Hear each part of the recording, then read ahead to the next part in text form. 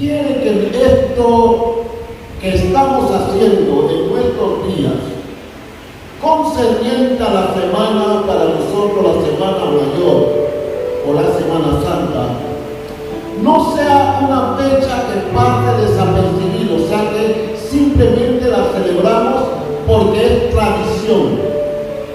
Dios quiere que esto no sea una tradición en nosotros. Él quiere que esto sea un sentir que haga efecto en nuestras vidas. Porque si no podemos vivir el sacrificio de Cristo todos los días, estamos, hermanos, prácticamente perdiendo nuestro tiempo. Porque al final nadie sabe cuándo va a morir. Nadie sabe en qué momento viene un desliz.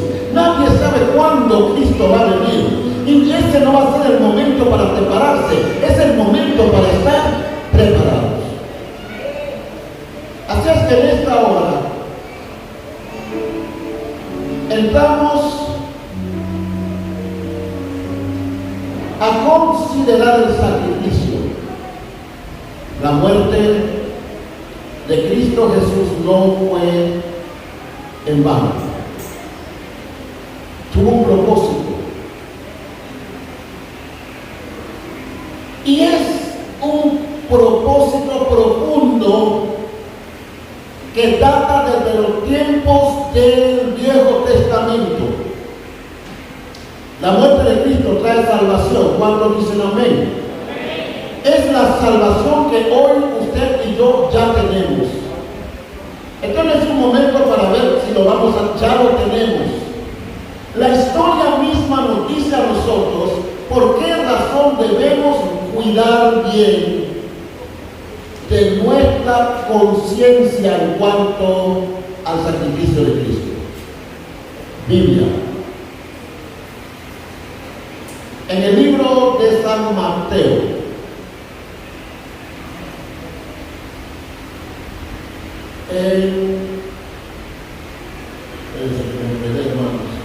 Luisa me ocasionó un mal aquí, pero aquí estamos.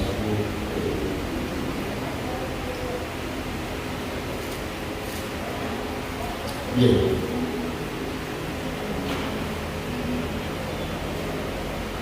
Capítulo 12 de San Mateo, verso 15 al 21 leo. 12, 15 al 21 de Mateo.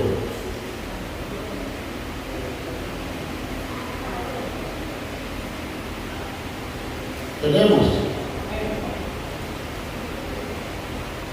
Sabiendo esto, Jesús se apartó de allí y le siguió mucha gente y sanaba a todos. Y les encargaba rigurosamente que no lo descubriesen, para que se cumpliese lo dicho por el profeta Isaías, cuando dijo: He aquí mi siervo, a quien he escogido, mi amado, en quien se agrada mi alma. Pondré mi espíritu sobre él, y a los gentiles anunciará juicio. No contenderá ni voceará, ni nadie oirá en las calles su voz. La caña cascada no quebrará, y el pábilo que humea no apagará, hasta que saque a victoria el juicio, y en su nombre esperarán los gentiles. ¿Por qué quise utilizar aquí esta porción? Porque cuando hablamos de los gentiles, en aquel entonces los gentiles seríamos nosotros. Dos marcas: judíos, gentiles. Los gentiles era ese grupo de personas que practicaban el paganismo. Su condición espiritual era deplorable. Adoraban lo que inventaban. Se movían con doctrinas que congelaban el alma, porque no te llevaban a Dios, sino que te separaban de Dios. Eran había condiciones que se mencionaban y por supuesto el que se acogía a estas fórmulas religiosas de aquel entonces y legalistas pasaban por situaciones penosas, difíciles. Los momentos vividos ayer en cuanto a la salvación eran funestos. Y repito, solamente estaban estos dos grupos, los salvos y los perdidos. Importante mencionar esto por el hecho de que cuando oímos nosotros sobre el sacrificio de Cristo, es un buen momento para ver las películas que dan, para ver los filmes que hay y sentarnos y simplemente ver una buena película concerniente al sacrificio de Cristo y punto. Vi la película y ya. Pero esto es más que una película, hermanos. Esta es una vivencia. La muerte y sacrificio de Cristo trajo vida. La muerte de Él, hermano, trajo vida. Esta vida es la que usted y yo continuamente estamos utilizando. Y esto lo menciono porque nosotros venimos tres veces y se nos va de la mente el ir y venir a la iglesia, hermanos, el movernos en las cosas que son de Dios, nos hacen saber que nosotros estamos en Él. Que su sacrificio por nosotros lo estamos validando, dándole el lugar que debe tener. Observen el obsequio que quiero darles hoy. Cada vez que yo pensaba en el sacrificio de Cristo, en su muerte en la cruz, todos los años lo mismo y tradicionalmente pensamos y hablamos de lo mismo. Pero es importante, hermanos, saber este sacrificio qué tan profundo es. Porque yo debo mostrar interés todos los días en honrar a Dios con mi vida. Jesús en una oportunidad le dice a sus discípulos esto: el que quiere venir en pos de mí, él dice, niéguese a sí mismo. Incluso los retó y les dice: el que ama padre, madre, que ama hijos, el que ama a sus parientes más que a mí, no es digno de seguir. Y esto a mí siempre me confundió porque yo decía, si el Señor me da una familia, Dios quiere que yo cuide y ame esa familia. Entonces, ¿por qué me pone en esta posición en donde yo tengo que pensar qué significa no amar a mi familia con ese amor que Dios me dio para ellos, pero que ahora el Señor Jesús me está diciendo, si yo los amo más que a Él, no soy digno de seguirle? ¿Qué significa esto, hermanos? Significa abandonar a nuestra familia. Muchos cristianos hoy en esto están confundidos. Si tienen un familiar inconverso, les parece que tienen un diablo, pero eso no es un diablo, simplemente es una persona que no quiere actuar en fe como actuamos nosotros. Pero si nosotros analizamos nuestra familia, también son cristianos.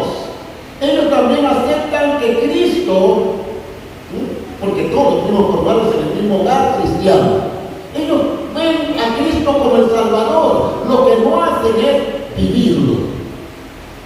Y por no vivirlo, por supuesto, nosotros creemos que son objeto de condenación. No, gracias a Dios que por lo menos saben que hay un Dios. Ellos saben que hay un Salvador y eso me facilita poder comunicarme con ellos y, como siempre he dicho, poder invitarlos a orar. Poder decirle hoy, vamos a orar por este problema que tienes. O vamos a orar para darle gracias a Dios por este aumento que tuviste. O sea que es un panorama, es una puerta abierta para tocarlo. Pero vamos más allá. El Señor dice, invitando a sus discípulos a pensar, ¿quieren venir en pos de mí? Tienen que tomar su cruz cada día. Cada día, hermanos. El asunto es urgente. años nos hemos ido debilitando en nuestra fe, porque cualquier pequeñez. En días pasados me encuentro con unos hermanos que estaban molestos con su pastor. ¿Por qué? Porque había un evangelismo y ellos no fueron. Y según ellos, el pastor los condenó por no ir a evangelizar. Nuestra salvación no depende de ir a evangelizar. Este es un sentir que yo tengo, porque lo que yo recibí de gratis, yo quiero que otros lo tengan. Es una invitación del Señor para que yo comparta mi fe con otras personas. Pero mi salvación tiene que ver con el sacrificio de Cristo en la cruz, los dolores que Él sufrió, la sangre que Él derramó. Ahí está mi salvación y de allí yo no me voy a mover. Esto no es si yo ayuno más, no es si yo oro más, no es si salgo a evangelizar. Yo tengo que entender que Cristo es mi salvación, porque todos no estamos viviendo de la misma manera. Hay unos más débiles que otros. Hay gente que todavía está luchando contra pecados que tenían hace rato, pero uno dice, pero ¿cómo todavía? Yo me levanté en una iglesia que increíble, hermano, lo que les voy a decir. El administrador, el tesorero de la iglesia, no recuerdo cuántos años tenía de ser creyente, pero para el puesto que tenía, este hombre era un creyente anciano. Y nadie sabía que todavía fumaba. Fumaba, hermanos. Un hombre que llevaba las finanzas de la iglesia. Nadie sabía. Un hombre que se le daba al púlpito para compartir la palabra. Nadie sabía. Ni él decía, ni los otros se enteraban. Entonces, al final uno comienza a hilar y uno dice, ¿y eso cómo puede ser? Sí, sí puede ser. Si usted no enfrenta la vida cristiana como el Señor se lo está indicando, usted va a poder seguir 20 años siendo la misma persona en algunas áreas de su vida. Va a vencer obstáculos, va a vencer pecados, pero habrá otros que lo tendrán atrapado.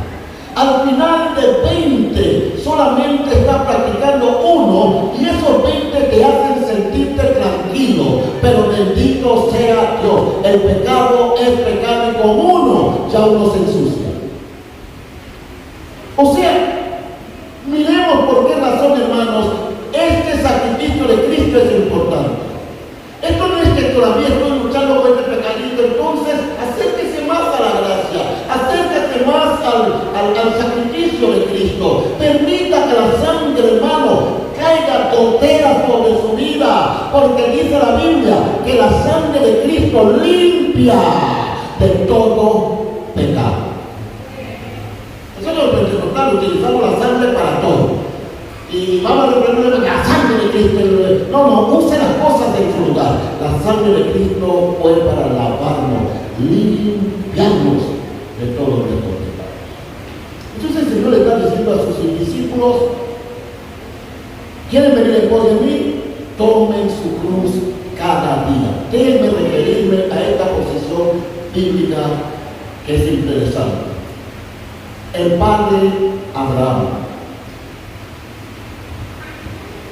es una forma de identificarnos con este sacrificio y por qué razón es tan importante meditar y permitir que este sacrificio haga su trabajo.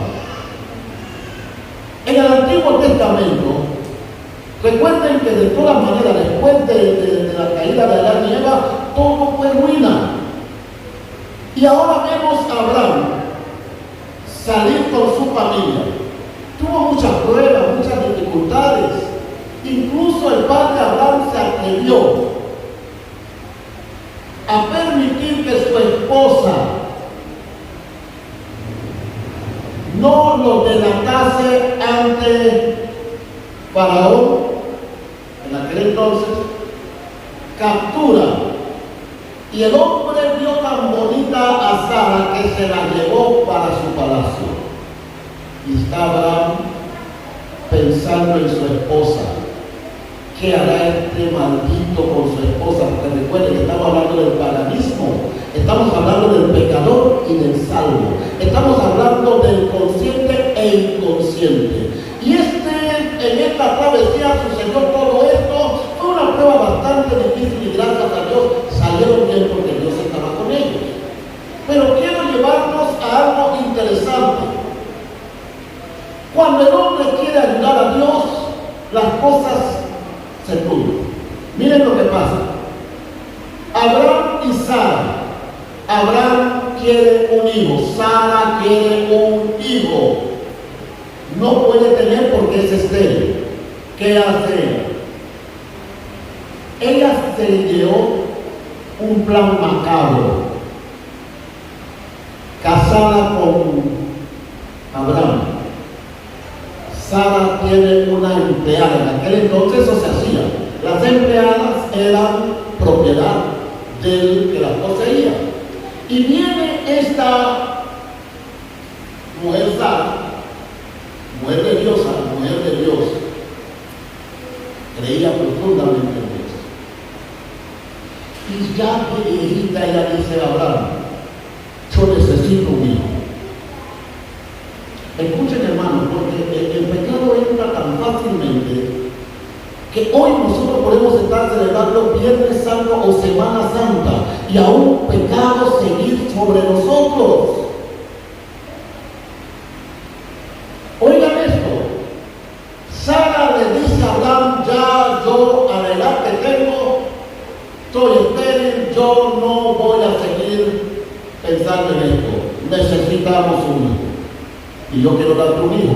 ¿Sabe qué inventó Sara? Cogió a su empleada y le dice a Abraham, mire, la única manera que esto puede suceder, yo quiero que tú te acuestes con mi empleada, sierva, como lo podamos ver. Ella era propiedad de Sara. En aquel entonces se hacía de esa manera. ¿Qué hace ella? Sara le dice esto a Abraham. Abraham no estaba de acuerdo. Pero Sara sí. Y lo molestó tanto que Abraham tuvo que, él accedió, como Adán y Eva en el huerto. Y recuerden, no es culpable a la mujer de nada, es el pecado. Él acepta, se acuesta con ella, tiene un hijo y llaman el hijo Ismael. Recuerden lo que les digo, eso no era el plan de Dios. El plan de Dios no es que tú te busques a alguien por fuera, no señor. El plan de Dios, mire, su esposa puede estar muriéndose, puede que usted no pueda estar con ella, mi hermano. El plan de Dios no es que usted vaya a ningún lugar a buscar satisfacer ninguna demanda. Si usted es creyente, no debe hacerlo. ¿Por qué? Porque el pecado trae consecuencias. Sara logró su objetivo. La empleada tuvo un hijo, Ismael. Y Abraham, contentísimo con el niño, hermano, al comienzo no quería, no era lícito para él. Era un pecado, por supuesto, pero nada del niño. Y él se sintió tan atraído a su hijo. Y presten atención a este relato. Él crece. Ismael va creciendo. Sara y Abraham reciben la visita tres personajes representando al Padre y el Espíritu Santo. Hablan con Abraham. Le han hecho saber a Abraham que Sara iba a tener un hijo. A lo cuando que ellos iban a regresar, Sara iba a tener un hijo. Uy, la pobrecita está viejita, pero está allá adentro y está escuchando. Y dice que cuando ella escucha eso, se echó a reír. Cuando Dios habla, hermanos, puede parecerte a ti y a mí imposible, pero para Él no hay nada imposible. Él fue el que creó todo esto, hermano. Él hizo todo esto sin pedirle a nadie. Él no tenía conductor. Él lo hizo. Habló y las cosas sucedieron. Y ahora aquí va Sara. Se rió porque, wow, esto parece una locura. Recuerden que ya tiene un hijo, Ismael. Al año siguiente, Sara tuvo bebé. Hermanos, se formó la locura. Abraham quedó enamoradísimo de su hijo porque es lo que él quería, un hijo con Sara, no con la empleada. No, con Sara él quería ese hijo porque él era un hombre de Dios y sabía que era lícito con su esposa, no con ninguna querida, porque eso no debe existir. Y aquí viene la parte linda de este programa de Dios. Lo que Sara inventó para tener ese primer hijo no resultó. Vino los problemas, los chismes, los bochinches y el odio y el rencor y la otra que había dado a luz el primer hijo siempre estaba enfrentando a Sara, porque Sara no podía tener hijos y este hijo era de esta, aunque era de Sara por ley. Acontece aquí, hermanos, que Sara, al tener este hijo, va creciendo. Esta que tiene el primer hijo, ella sabe que su hijo es el primero. El asunto que no es hijo de Sara, es solamente de Abraham. ¡Qué terrible problema! Inventando salir del problema, se metió en un hueco. Al final ahora está pleiteando con su empleada y el hijo, porque al final no era hijo legítimo de ella con Abraham. Pero la pregunta es, ¿quién inventó salir del problema de esa manera? Esto que les menciono, hermanos, es porque hoy la iglesia debe saber que este sacrificio nos está diciendo, ya somos libres, no tenemos que hacer otra cosa, disfrutemos de la libertad, no volvamos a esclavizarnos, porque cuando usted vuelve a esclavizarse, usted lo que está haciendo es separando a Dios de su vida. Y es lo que hizo Sara. Eso trajo problemas, de tal manera que un día Sara echó a la mujer con su hijo. Los echó porque la molestaban. Los echó porque ya no quería compartir el amor de ese niño con su hijo Isaac. Trajo problemas. No les voy a dedicar todo eso, pero trajo problemas. Es que quiero llevarles a la parte técnica de esto, en la parte espiritual de lo que es este sacrificio, lo que significa, para que lo sintamos en nuestra propia carne. Dice que el niño fue creciendo y Abraham se dedicó más a su hijo Isaac y menos a su hijo Ismael.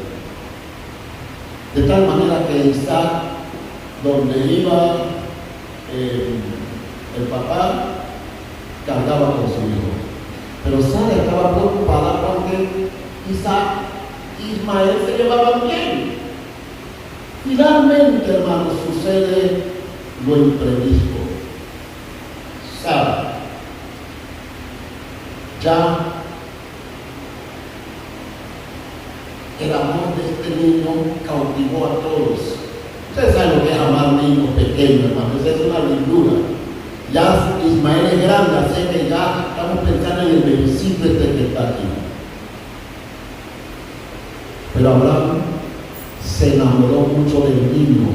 Óigame, no nos enamoremos más de las cosas que Dios nos da que de Dios. No sé si me entienden.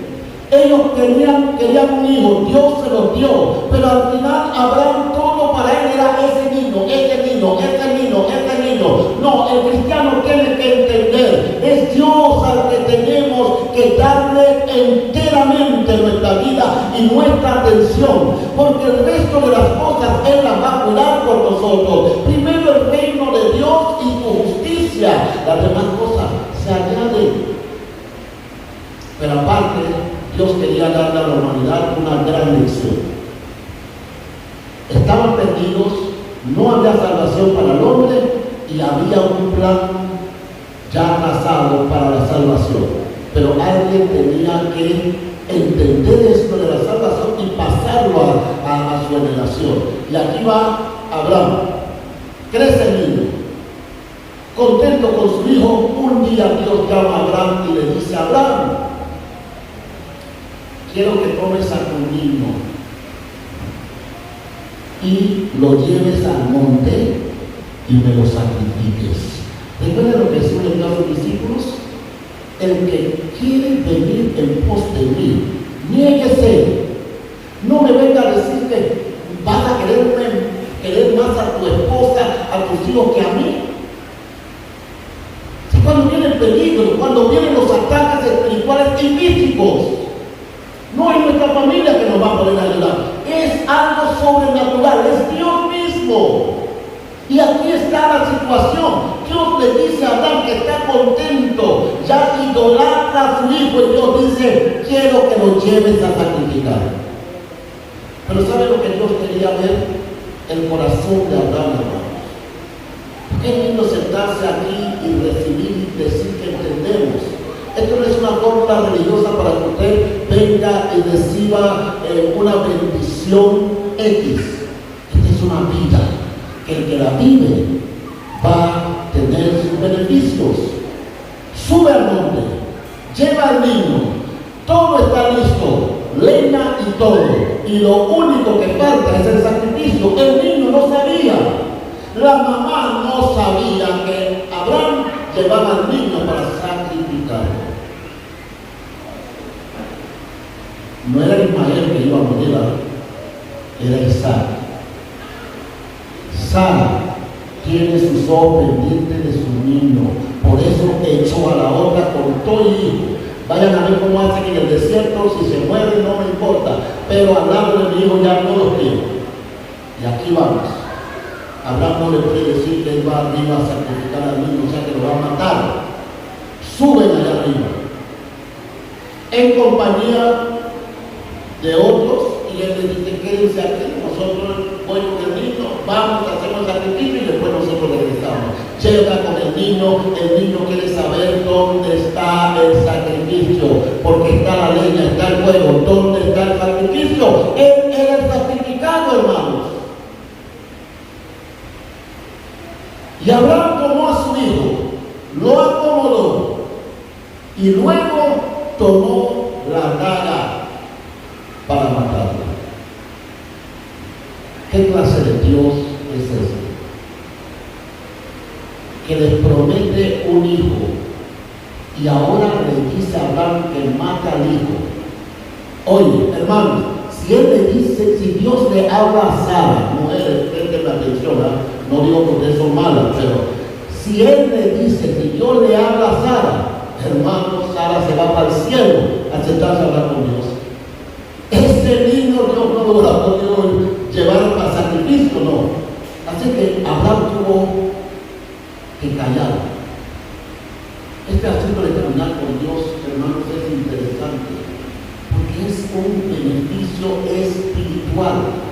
Muchas cosas que nosotros le decimos a los demás, muchas cosas que hablamos, muchas veces cosas que decimos que no debemos decir. Muchas veces, incluso en casa, usted comienza a hablar cosas de la fe, de la iglesia, en casa, hermano. Comienza usted a decir cosas que su familia comienza a escuchar y comienza a debilitarlos espiritualmente. Hay cosas que hay que callarlas. Es usted y Dios. Al final, el término de todo esto es lo que Dios quiere se va a hacer. Cuando este hombre agarra para matar al niño, ya él está en crisis, está a punto de colapsar. Estamos hablando del amor de su vida, su hijo con Sara, hermano. No es que no quería al otro, pero este era con Sara, su mujer, lo que él siempre quería. Y cuando va a matar, Dios le habla y le dice: detente, Abraham, ahora sé, oído, que temes a Dios. ¿Ves lo que es la vida cristiana? No es tan difícil nada.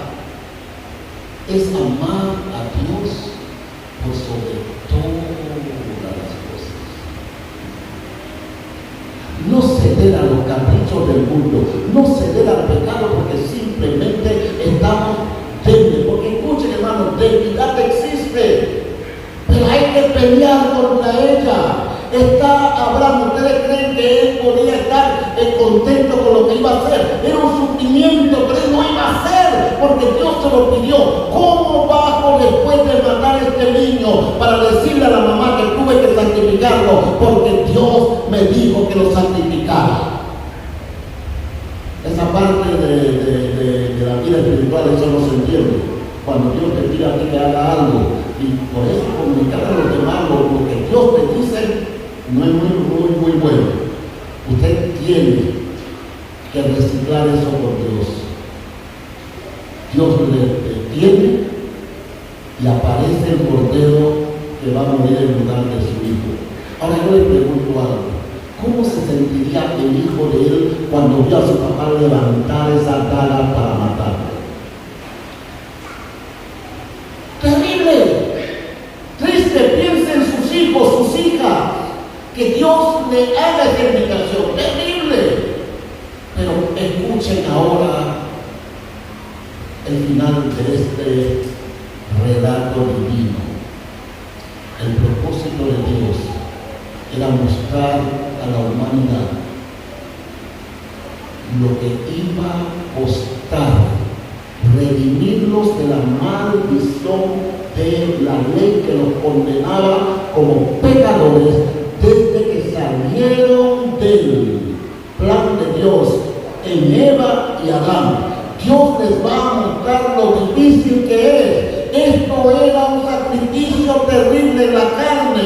Sufrir esto era difícil, pero es justamente lo que Dios hizo con el Señor Jesucristo, su Hijo único. No hay más. No hay un Ismael.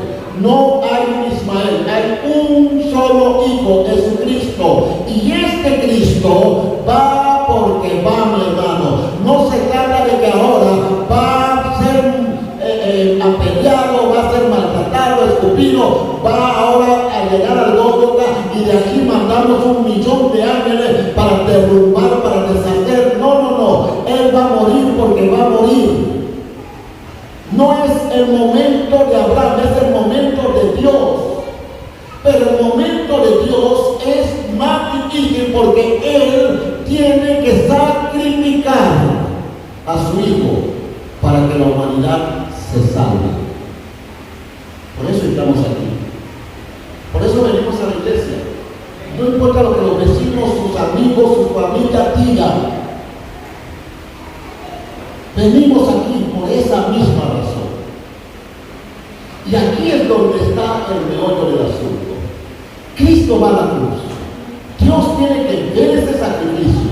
Recuerden que antes de subir a la cruz, Cristo se arrodilló, habló con el Padre y ¿qué le dijo? Padre, si quieres, ¿qué dice? Pasa de mí. Ustedes se imaginan lo que estaba diciendo Abraham en ese momento. Padre, no podemos pasar esto.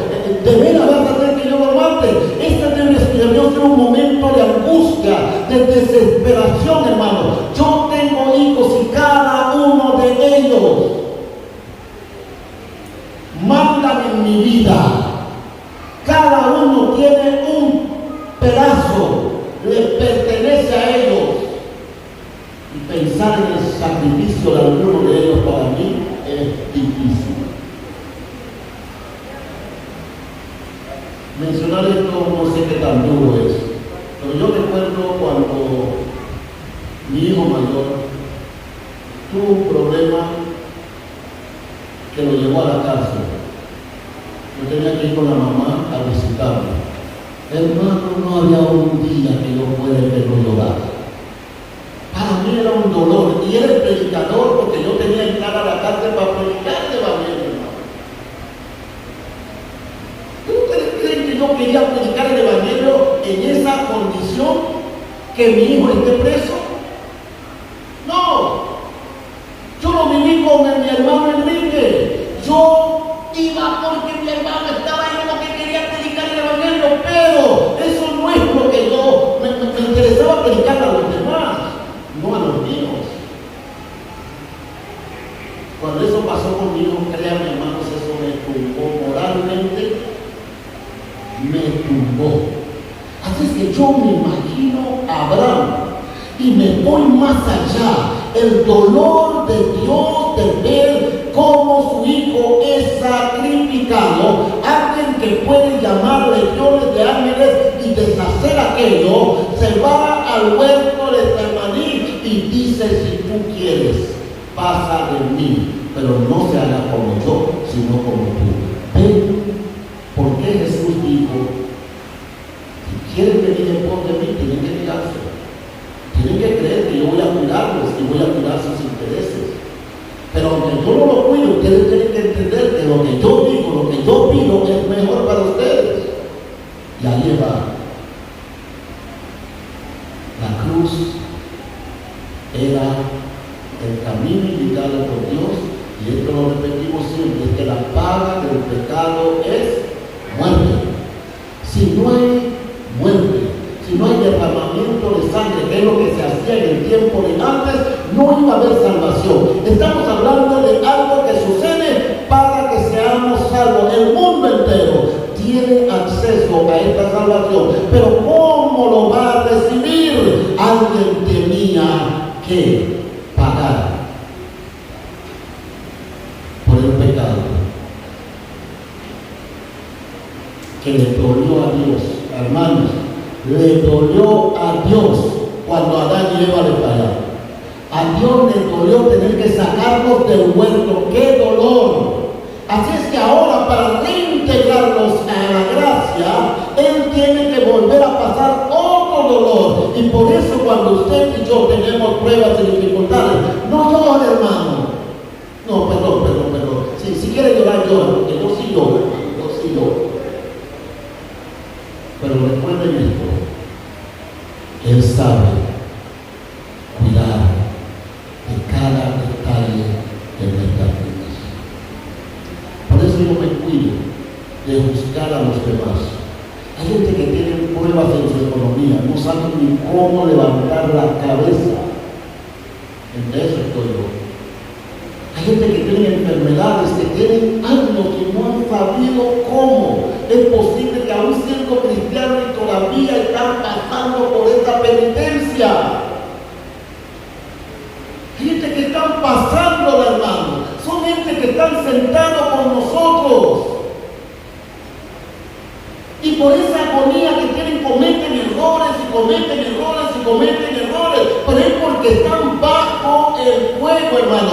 Tienen que usar esta mente para pensar cómo pasa el día siguiente, cómo logro establecerme aquí. Y mientras tanto, usted y yo nos estamos aturdiendo, nos estamos criticando, nos estamos deshaciendo sin saber que cada prueba en cada cuerpo significa una dificultad para cada persona. A mí me puede parecer que tu prueba es suave, porque yo estoy en tu pellejo. Quizá yo sea más fuerte que tú. Y yo digo: no, eso no me la ha pasado, está bien, pero el que le está pasando es más débil. Y lo sufre, lo siente, hermanos. Escuchen, hermanos, esto de venir a la iglesia no es rutina. Venga con la mente clara. Yo necesito una bendición. Todos los días hay un peligro acechándome a mí y a mi familia. Yo necesito una bendición.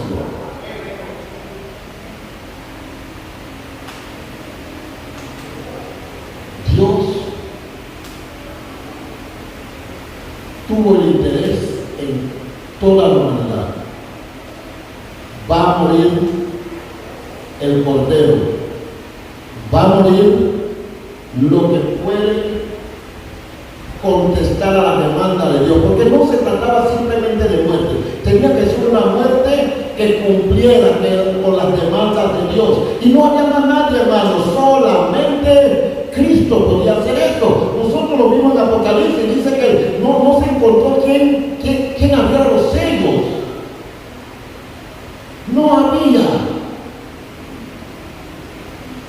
Para escribir el nombre, para el libro, hermano, para tomar el libro, hermano, no había. Solo Cristo. Estás perdido, estoy perdido si Cristo no es el centro de nuestra vida, y no para satisfacer mis demandas religiosas, sino para satisfacer mi conducta espiritual. La muerte de Él trajo vida. Es lo que religiosamente todos los cristianos en todo el mundo están celebrando. Pero saben, ustedes perdonen que a mí me gusta hablar y siempre tengo algo de qué decir. Estaba viendo una noticia y esta procesión se estaba dando. A veces no me gusta hablar de estas cosas porque la verdad que yo no sé si son ciertas, pero lo estoy viendo, pero cuando están sacando la noticia. Y va esta procesión, y en eso una de las velas, no sé qué fue lo que pasó, pero le ha caído esta candela a la santa patrona. Y los que están llevando la procesión, uno de ellos se abalanzó y lloró. Miren, hermanos, escuchen lo que les digo. Aquí usted, aunque quiera, no va a encontrar en mí un pastor que no entienda a la raza humana, porque yo soy humano. Fácil es reírse y decir, ahí está, por idólatras. Hay gente haciendo peores cosas que ellos. Y están en pie, son millonarios y tienen, así que no tienen nada que ver con eso. Ese accidente causó un revuelo mundial. Pastores me llaman y me dicen, ¿viste lo que está pasando? Es que esto les va a seguir pasando. Pero cuando hay un pecadito en el corazón tuyo y en el mío, cuando hay una práctica pecaminosa, ¿ustedes creen que merecemos que Dios mande un camión de estos bolquetes lleno de material y que nos aplaste, hermano, encima de tumbarnos, que la llanta de adelante nos pase por la cabeza y las otras dos que vienen atrás nos terminen de desbaratar? Yo no sé por qué nosotros queremos algo funesto y fúnebre para nosotros, cuando lo fácil es el arrepentimiento y reconocer que ya el sacrificio que hizo no se va a hacer más. Yo me arrepiento no porque se va a hacer un sacrificio, porque ya se hizo. Así que lo único que yo tengo que hacer es acercarme al sacrificado, el Cordero de Dios que quita los pecados del mundo. Pero ahí estaba, hermano, se quemó. Y en otra también sucedió que el santo patrón se cayó. Al otro le cayó el santo y le golpeó en la cabeza al cura. ¿Qué hacemos nosotros los evangélicos? Vemos cosas como esas y nosotros nos maldecimos. Ahí está la maldición. Cuando debiéramos seguir orando, porque esa gente, créanme, hermano, habrán aprendido una lección, yo no sé, porque hoy, toda la feligresía de esa religión están celebrando la Semana Santa. ¿Ustedes creen que se ponen a ver que si el canto te quemó, si el otro? No. Aquí se muere el pastor y uno dice, no, esos siguen adelante con su misa, su procesión y su esto y su otro. Ellos tienen más confianza que nosotros. Pero la verdad es esta: somos nosotros los que tenemos la victoria. Nuestra predicación es lo que les ha ayudado a ellos a salir de la condición en que están. Pero ahora, hermanos, nos toca amarles. No hacerles sentir que estamos contentos porque se quemó, porque aparte se quemaron personas también, sino mostrar misericordia y amor. Jesús sube a la cruz porque el Padre decidió que va porque va, y estando en la cruz dice: Padre, perdónalos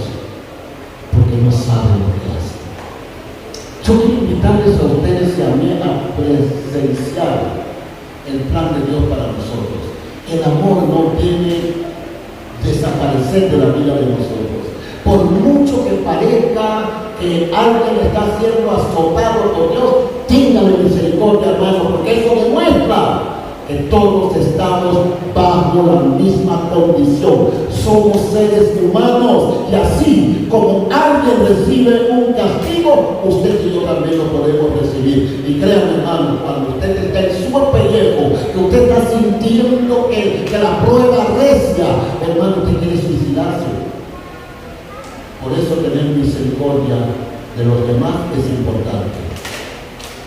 Abraham pudo entender todas las cosas de Dios porque él fue utilizado para mostrar el dolor que se siente perder a un hijo que usted quiere, sacrificar, y no me va a quedar ningún hijo. Ya Ismael lo botaron, ahora me queda este. Dios dice que me deshaga de él. ¿Qué es lo que Dios quiere conmigo? Dios quiere dominarte, Dios quiere controlarte, Dios quiere ser el Dios y no tú ni yo. Cuando nosotros somos Dios, hacemos como Sara. Entonces decimos, mira, vaya a satisfacerse acá. No, eso no funciona. Dios tiene cómo sacarnos adelante, hermanos, y mientras Dios tenga cómo sacarnos adelante, no necesitamos inventar otra cosa. Yo estoy conmovido y hoy no quiero, en realidad, quería hablar mucho menos de lo que estoy hablando, pero en realidad yo quiero orar por ese mundo que está delante de nuestros ojos, los noticieros, las noticias, las cosas que se están dando. Yo no estoy de acuerdo con estas procesiones y estas imágenes y todas estas cosas, pero también sé que la ignorancia arropó a la gente porque son los que enseñan, los maestros. Les pongo un ejemplo, hermano. Nosotros a veces tenemos hijos rebeldes. ¿Cómo salieron así? ¿Usted se lo permitió? Yo se lo permití. Yo tengo la debilidad. Los nietos míos van creciendo, ya van perdiendo mi atención. Pero los más chiquitos, hermano, eso me desvela. Pienso en ellos, mire, que a veces estamos en la casa y yo solamente estoy mirando la televisión y mirando dónde están. Y no pueden gritar porque me levanto pensando que algo les sucedió. Esa es la condición mía. Hoy, vienen los hermanos, ¿sí? Hoy yo quiero invitarles a que oremos por nuestra condición espiritual. Miren, yo estoy seguro de que todos los que estamos aquí no estamos al mismo nivel espiritual, ni siquiera pensamos como debiéramos pensar intensamente en cuanto a la salvación, en cuanto a Cristo, en cuanto a Dios, pero el más débil de nosotros sé yo, que cree en Dios, cree en Cristo como Salvador, aunque no puedan vivirlo al nivel de otros. Yo quiero invitar en este día a que miremos este sacrificio. Hoy vamos a participar de la cena. Pan es el cuerpo, el producto de la uva que es la sangre, lo que nos une, lo que nos mantiene ligados a Él. Participar de esto es decir, yo estoy unido al cuerpo de Cristo, yo estoy unido a los demás. Eso impide, hermano, miren, vienen los hermanos aquí, escuchen lo que les voy a decir. Cuando yo comenzaba la vida cristiana, yo en estas cosas no pensaba. Y cada vez que había Santa Cena yo participaba. Pero ¿saben algo, hermanos? Yo era criticón. Al pastor yo lo tenía aquí en la mente, hermano. Y cuando predicaba a veces echaba unos chistes que, ay Dios mío, quería meter una pedra y tumbarlo del púlpito. Pero cada vez que venía la Santa Cena, ahí estaba yo. De primerito, porque el pastor explicaba, ¿no?, que lo que era la Santa Cena, y yo, por parecer el mejor cristiano, iba. ¿Sabe cuándo me detuve? Un día que él predicó sobre tomar la cena, tomar estos elementos a la ligera, sin meditar, sin pensar. Este es el cuerpo de Cristo, hermanos, el que nos perdonó, el que nos limpió. Así es que todos debiéramos estar limpios o conscientes de que estamos limpios. Pero yo participaba, hermanos, y les digo, óyeme, todavía estaba luchando contra cosas que no debiera estar luchando, porque imagínense, la droga, la delincuencia, pero no era posible. Créanme, hermano, yo veía a muchos hermanos en la iglesia en una condición deplorable. Yo me sentía como la gran, porque yo buscaba a Dios, hermano, oraba, usted no se imagina, ayunaba ni hablar, pero eso me subió mucho los humos, y yo miraba a los demás. Ya les digo, el pastor, había prédica, yo me sentaba y decía, él estaba predicando y yo estaba pensando en lo que yo hubiera dicho. El pastor está en la carne, digo yo. Y el pastor nuestro nos sorprendía. No es como ahora hacemos la Santa Cena y la gente ya sabe, así que el que no quiere comprometerse se queda en su casa. No, él te agarraba en el culto. Hermanos, hoy hay Santa Cena. Ay, hermano, había que ver a gente a punto de hacerse todas las señales que usted se imagina. Él decía eso y la gente se iba de rodillas. Pero lo que les digo, yo, y me imagino que los demás, pero la vida de los demás no me importa. Yo estaba mal, pero yo iba, porque yo quería que la gente me viera, y me acordé cuando yo era maleante. Yo era maleante no porque era malo, sino porque yo quería que los otros maleantes vieran que John Peter Williams también era un tremendo hombre, un hombre bravo. No se metan con él, mentira del diablo. Era una persona cobarde, pero por quedar bien. La iglesia no debe confundirse, hermanos. Estos elementos se llaman elementos de salvación. Él murió, Él sufrió los dolores. Dice que el castigo de nuestra paz fue sobre Él. ¿Qué significa eso? ¿Usted siente paz? Bueno, es porque Él fue castigado para que tú y yo sintamos esa paz. Cuando estos elementos lleguen a usted y lleguen a mí, debemos estar ya, desde ya. Después de todo lo que mencioné ya, usted debió estar meditando dónde falló, dónde cometió un error. A veces son los hijos en la casa, a veces son las esposas con los esposos con las esposas. Nos hacemos tanto daño en el sentido de tenemos el evangelio y estamos actuando como si no lo tuviéramos. Usamos las mismas palabras viejas que teníamos, utilizamos las mismas respuestas viejas que teníamos y comenzamos a ser como Sara, tratando de ayudar a Dios como si Dios necesita ayuda de nosotros. Ahí están los elementos: cuerpo, sangre. No es un ritual religioso, es una vida abundante. Es recordar lo que Él hizo por mí y por qué yo debo tener comunión con mis hermanos, por qué yo debo amarles, porque cuando no lo hago voy acarreando condenación sobre mí. Esa condenación se reparte, entra a mi casa, gobierna mi familia. Y esto, hermanos, termino enfatizando en esto.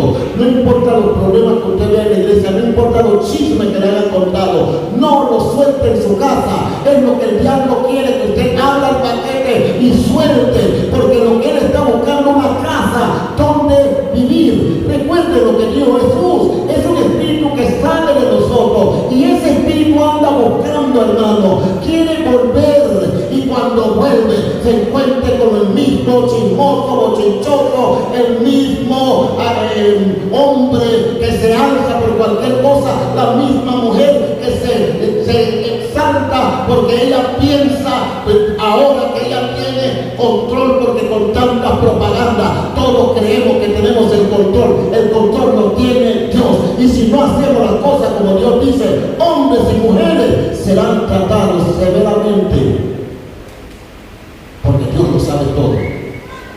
No se le puede engañar. Él sabe por qué usted le gritó a su esposa y sabe por qué su esposa le gritó.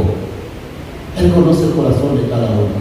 Así que en esta noche, luego de entender que esto es difícil, clavado en una cruz por los pecados del mundo, la única forma de salvar al mundo entero, no a usted y a mí individualmente, al mundo entero, tenía que ser un santo varón, hermanos. Dios se hizo carne para habitar entre nosotros. No penséis que he venido para traer paz a la tierra. No he venido para traer paz sino espada, porque he venido para poner en disensión al hombre contra su padre, y a la hija contra su madre, y a la nuera contra su suegra. Está hablando de personas que están salvas y otras que no. Unos que están buscando de Dios y otros que no. El que no busca de Dios no te va a entender, hermano. Así es que no trate de predicarles un sermón que se predica en la iglesia. Tienes que predicarles con tus hechos. Tienes que vivir para que ellos vean la experiencia. Ellos son personas mudas, ciegas, que no van a entender a menos que usted les tome de la mano y los ayude a cruzar la calle. No se trata, hermano, de golpear y maltratar, porque la perdición es para todos. Todos estamos condenados, pero gracias a la misericordia de Dios en Cristo, ya ahora yo soy consciente que soy salvo. Díganme lo que quieran. Mi esposa puede decir, mis hijos pueden decir, mis vecinos pueden decir, yo sé que soy salvo, porque es Dios el que me dio la salvación. Vamos a participar conscientes de esto. Dios está aquí con nosotros. Yo quiero que usted medite, no está obligado, pero ya le digo, yo en mi vida cristiana nunca he ido a ninguna parte que haya plantaciones que yo no participe, siempre. Pero lo que les di anteriormente, después me puse a pensar. El día que el pastor predicó sobre no tomar indignamente esto, lloré como un niño, hermanos. Lloré como un bebé, porque yo no había entendido qué tan frágil era la vida cristiana. Lloré y no pude hacer otra cosa que llorar, porque yo estaba haciendo mal y no lo entendía. Había roto mi comunión con mis hermanos, estaba en contra del pastor, estaba en contra de algunos líderes. Había cosas que yo decía, ese es un mundanote. Imagínense aquel que le dije que era el tesorero y fumaba cigarrillo, hermano. Fumaba cigarrillo. Cuando nos enteramos, ay, hermano, todo el mundo agarró una piedra para tirar, pero nadie pudo tirarla. Hoy ese mismo hermano pastoreó una iglesia en los Estados Unidos y es tremendo hombre de Dios. Cada vez que viene a Panamá, qué dulzura. Somos el uno para el otro. Estamos comprometidos, hermanos. Yo puedo fallar, usted puede fallar. Dios quiere que nosotros nos unamos para ayudarnos. Ok. Comienza a meditar, ore a Dios, tiene que pedirle perdón, hágalo.